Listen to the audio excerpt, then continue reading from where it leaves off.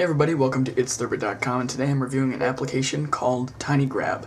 Now if you're like me and you take a lot of screenshots, whether it's doing web development or showing stuff to your friends, you're going to love this application because also if you like to save space, it does that too. So basically, let's take a screenshot of a Google Chrome window.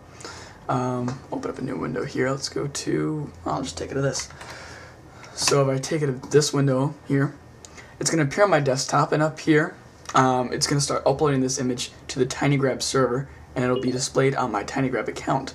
Now up here, I have Grail notifications enabled. It'll tell you that the upload was successful, and it created a short URL for you to share with anybody that you want to send the image to. So I still have it here on my desktop. So if I'm pretty crazy about saving space, and I don't like the whole clutter of taking a bunch of screenshots, because if you're taking screenshots all day of different apps and trying to review things, also down here you can see it uploading again, you'll notice that getting a lot of screenshots on your desktop can get a little annoying. So let's try this again. We're going to go into Preferences, and we're going to tell it to, as soon as we take a screenshot and it's uploaded, we're going to tell it to move it to the trash after that. So let's take a screenshot of my doc. It's going to upload that, as you can see down here. Upload successful, and it's already gone, and I can view it in trash down here. So that is a really great way to save space, hard drive wise, and keep your desktop very neat and tidy, because I know a lot of my desktop has been filled up with screenshots, and that's most of what it's filled up with most of the time. So that's a really nice feature. So here's a recent list of all the images you've uploaded. I don't know how many it displays at a time, but if I click on one right now, it's just going to copy the URL of that image, and I can use it in, say, a text document. So, there's that. Can make it a link, and then if I want to, I can go into my web browser down here and copy it, paste it in there. If I wanted to send it to a friend, this is the page that they would see when it comes up. Chrome's running a little slow today, but basically, here it is. It'll show them the image that you uploaded. So that's a really cool feature, so it's a really easy way to share and keep organized too.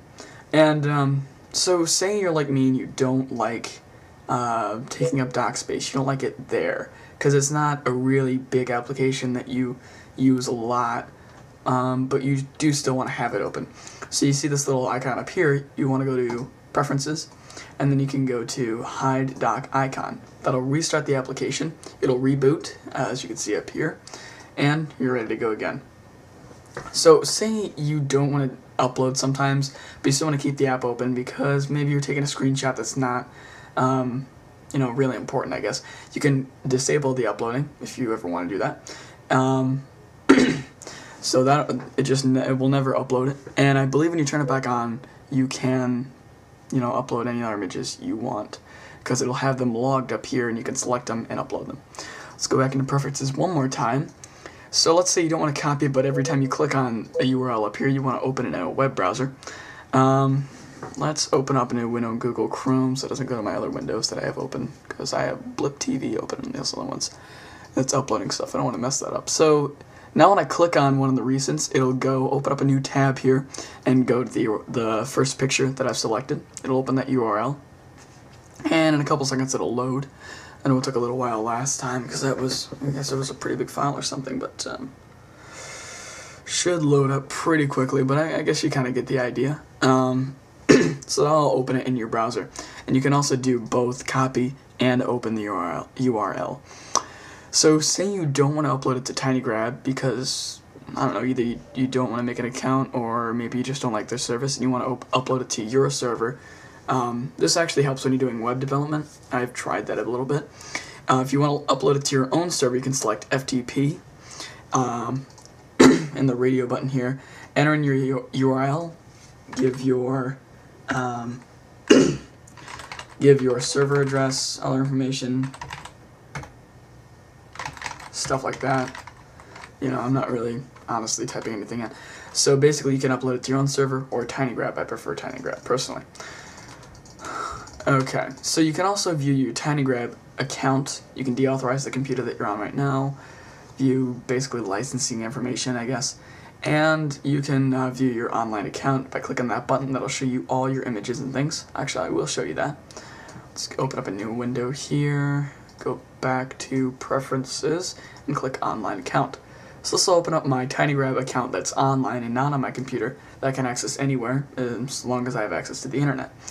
So here are all my recent screenshots that I took, their name, the time that they were uploaded, and I can edit information about them. Let's go in and edit this one of the doc that I took. Here's a preview of it up here. I can change what part I want to display in the preview. I'm going to display the TinyGrab icon right in the middle.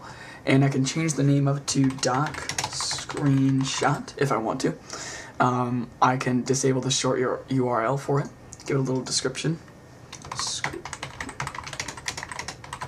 Screenshot of my doc, and I have a long and short URL. Now, one thing I would say is you don't want to use the short URL to embed this in a web page. From experience, using short URLs is typically a redirect service and not for a direct image. So you want to use the longer URL to get the actual file.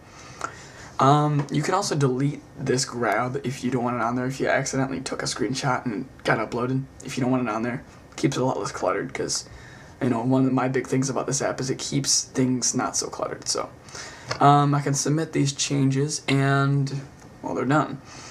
So this app is $16 about roughly, because it's actually from Britain. I think it's £10 in England or London or wherever you are that accepts.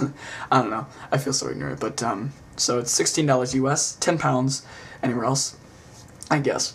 And this has been our itstherbird.com review. Google TinyGrab or go to tinygrab.com to view this app, and thanks for watching.